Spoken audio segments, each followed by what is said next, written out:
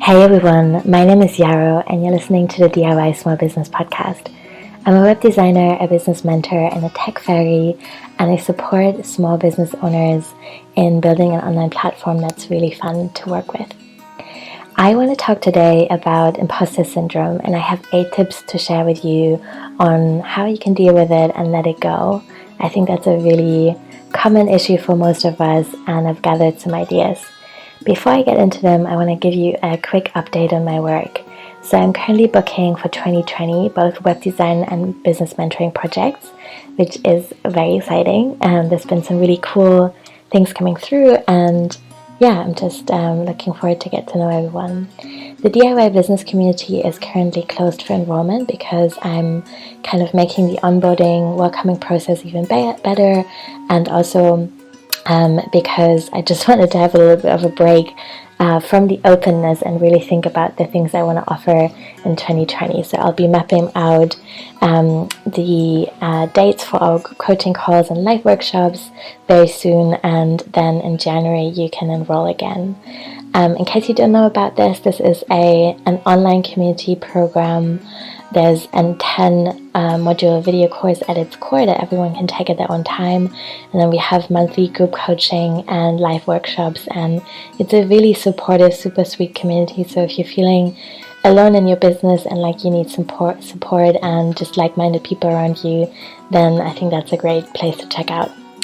I'll be offering a year-long package next month, and I'm just letting you know now it's not open for enrollment yet, or you can't purchase this on the website at the moment, but you'll be able to do that soon. So if you listen to this episode a little bit later, check the website yarrowdigital.com. I'll add the link in the show notes as well. But basically it'll be $300, and that's a year of access to the community. So you get the 10 module course, a whole year of monthly group coaching and live workshops, quarterly business planner workshops, and a 90-minute deep dive session with me in January, in which we'll map out your year in business and really think about your goals and how we can make sure that they're good, they're achievable, and you know exactly what your next steps are and how to navigate the program. So I'm excited for that. I'm also running a live class over at daydreamrolls.com in January. It will be a 3-part class on Saturdays about tarot as a light in the dark. And that feels really cool to offer in winter because I think it's such a beautiful tool for decision making and self-care and creative expression. So we'll be working with the archetypes and tarot rituals and really dive deeper into creating a committed practice. And that class currently is on sale for $44 as an early bird price until December 1st. So the link to that will also be in the show notes. But now I want to talk about imposter syndrome. Okay, so first of all, I really want to say that I hear from people all the time, people at all stages of their business, saying that they're worried about not being ready to do what they're doing, that maybe they're not the right person to do the thing that they want to do, or that they should have more training, or that they feel really ambivalent about being seen. So on one hand, there's this really big desire to be seen and understood and to be able to be of service, and then on the other hand, there's also nervousness around that. And I think that's really human because building a small business for many of us is a completely new path. It's not usually something that we learn at school. Many of us don't have role models in our immediate family of people that have built businesses. So it's a new unknown thing, and it can bring up a lot of stuff. So the first tip I have for you is to see if there's any way that you can release some shame. So for me, that could look like digging into childhood stories, bringing some memories up and of experiences in which I have picked up the message that maybe my work isn't good enough, and really kind of trying to expand compassion and kindness to my younger self for taking that in and for being in that kind of environment, and to remember that I've always been trying my best and I totally get to express myself and have that be appreciated. Another way of dealing with shame, I think, is to really remind yourself that everyone is feeling this sometimes. So if you look around yourself and ask other business owners, very likely you'll hear similar feelings of kind of not being good enough, or feeling like an imposter, or worrying about being found out in some way. And I think just kind of really remembering and grounding into this fact that it's not just you really helps with shame as well. And then the last part around shame I will share is that it's really important to remember that being in shame and living that experience is not going to help you to be of service, and that's probably what you want to do. So regardless of what your business is or what kind of business you're hoping to build, whether that's service-based or product-based, you probably want to be of service in some way, and living with shame is not going to allow you to do that. So there's a really totally unselfish reason to work around letting that go and really kind of owning what you're trying to do. My second tip is to do some market research, because I really think that connecting with people's needs is helping us to understand that what we're trying to offer is actually really needed. So especially in my first few years, I spent a lot of time in Facebook groups, for example, just to see what questions people were asking around tech. And I made a note of them. Sometimes I recorded podcast episodes about them. Sometimes I was blogging about them or recorded YouTube videos. And I was just trying to kind of dive into the kinds of communities that I wanted to be serving. I wanted to see what they needed, and I wanted to kind of then go away and try and develop that.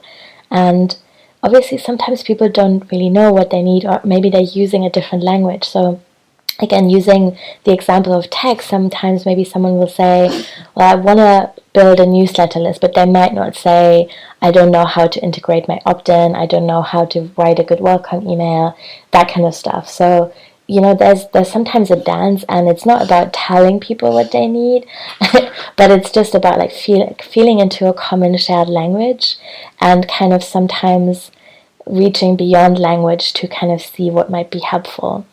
But yeah, I think it's just really about doing market research and staying connected with what is needed in the community that you want to serve.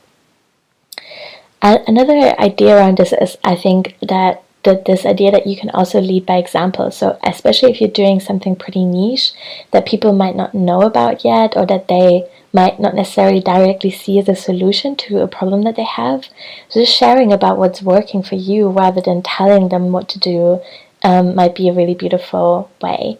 And so I think, for example, if you're sharing about something that has really worked for you, you might see people commenting and saying like, hey, that sounds amazing, how did you get there? And that's a message for you, clearly, that what you're trying to do or offer is indeed needed.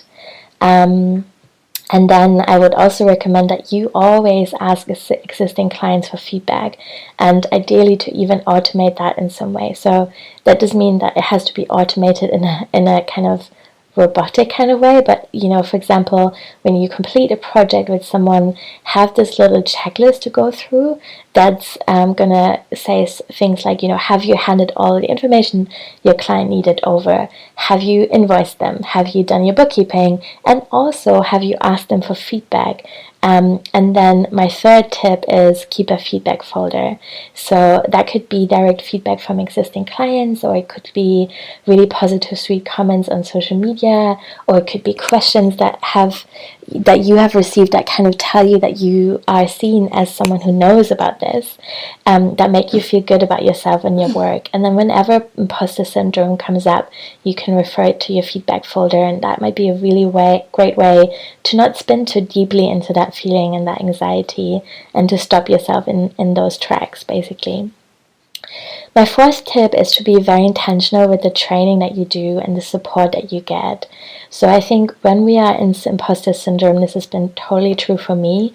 It's very easy to bounce from training to training and to constantly be in this feeling of never being good enough and always needing to learn just one more thing until you're able to do and offer the thing that you want to do. So 100% I have done that.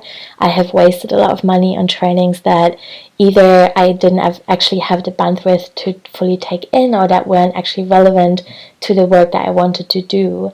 And I think that's because we live in a culture where there is a lot of shiny stuff, and I think we have to be really discerning online with the information that we're consuming and the things that we're engaging with and the support that we're asking for. I think the support piece for me was really important. I've done a lot of self-study courses where it really took me a lot of commitment and strength and bandwidth to kind of keep myself motivated to go really deep into them.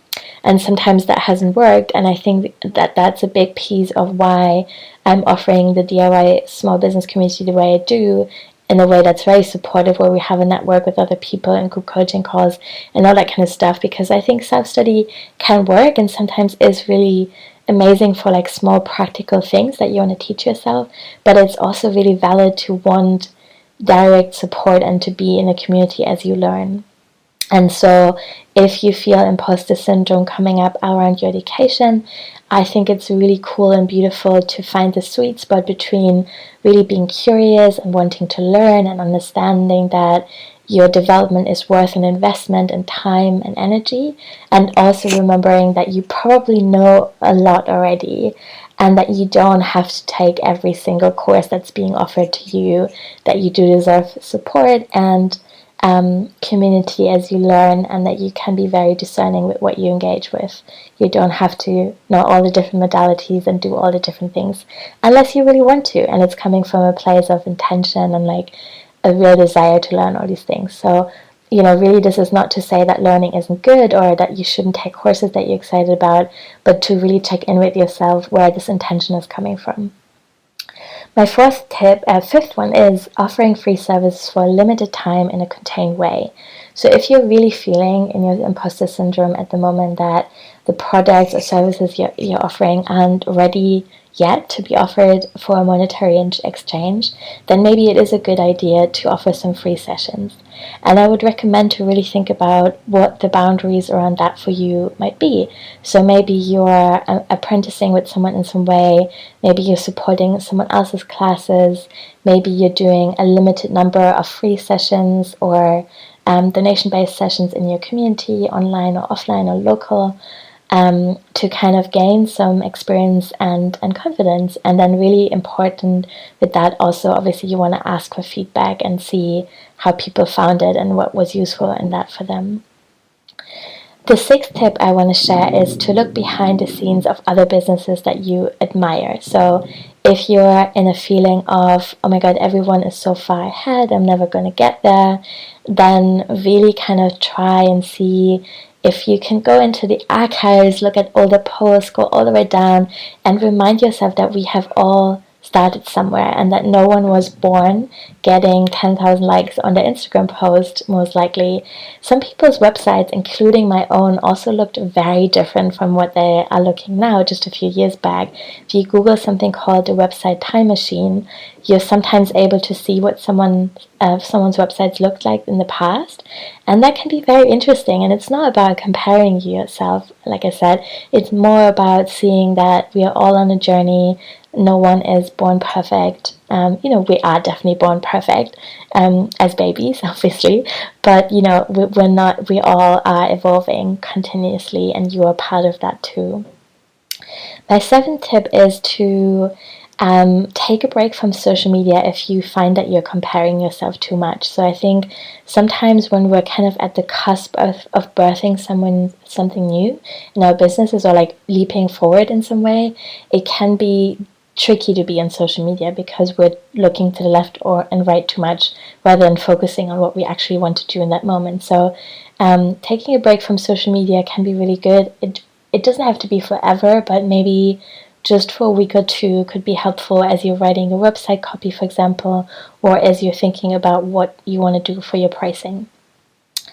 And then my eighth and last tip is to surround yourself with people who really believe in you and form a small mastermind. So I'm in 2 masterminds that are free, that I've started myself, and they're really wonderful and they're so supportive, and we're really kind of witnessing each other on this journey, and we're reminding ourselves and mirroring that to each other that we have already come so far, and that we're really not struggling with the same stuff we have been struggling 3 years ago, which is so easy to forget. And I think when we forget, then the imposter syndrome comes up. So find yourself people that will mirror you and that believe in what you're trying to do, and just ask them if they want to meet you maybe once a month or every other week or so on Skype or Zoom or in real life in a cafe to talk about what's going on for you right now. And then you can release some shame together, which is really great. Yeah. Okay, so these are all my tips. If you have any questions, please let me know. I hope this was useful, and I'm really grateful for your time and listening. Thank you.